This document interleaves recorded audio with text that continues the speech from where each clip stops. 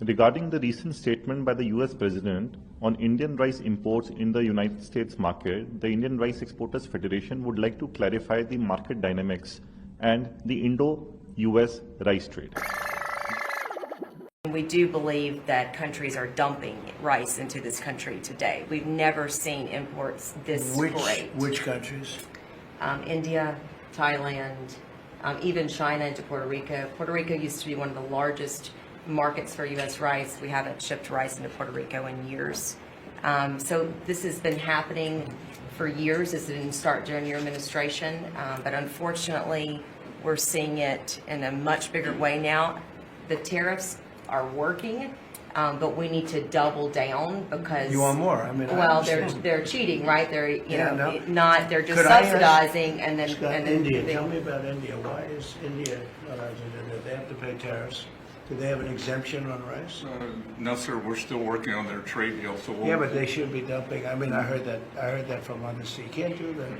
There's a WTO case against India Give me right give now. me the countries if you could. Go ahead. India. Who else? So Mark it India, down. Which is good. Yes, sir. India, Thailand, China into Puerto Rico, not into the continental U.S., but into Puerto Rico.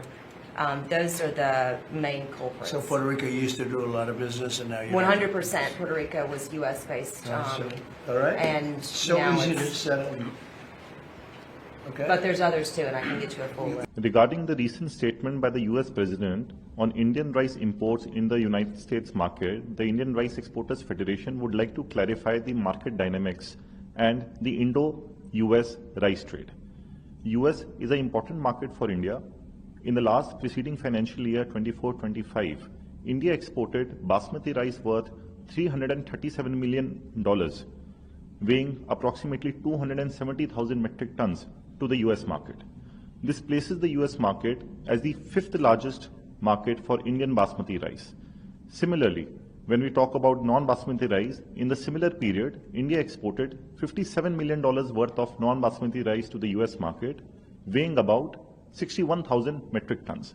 This places US as the 24th largest market for Indian non-basmati rice. Now, first we have to understand that who is the buyer for this non-basmati and basmati rice in the US market. It is people from the Gulf and the subcontinent region, primarily people of Afghani, Iraqi, Irani, Indian, Bangladeshi and Pakistani origin are the primary consumer of Indian rice in the US market. All the exports of the US market are demand driven.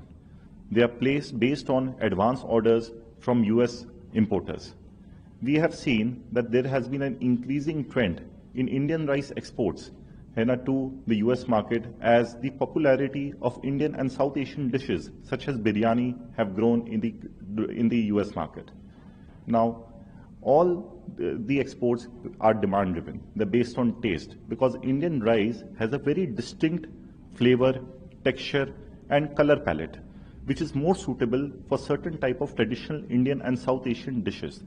The American grown rice is not a like-for-like substitute for Indian rice, and it cannot be used as an alternative in Indian dishes.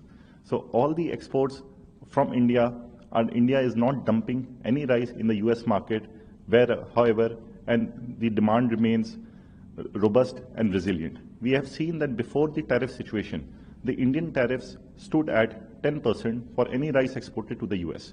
This was later on increased to 50%.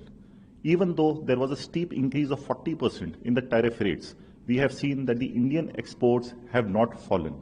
This is primarily because of the reason that Indian rice has to be consumed by people who need it.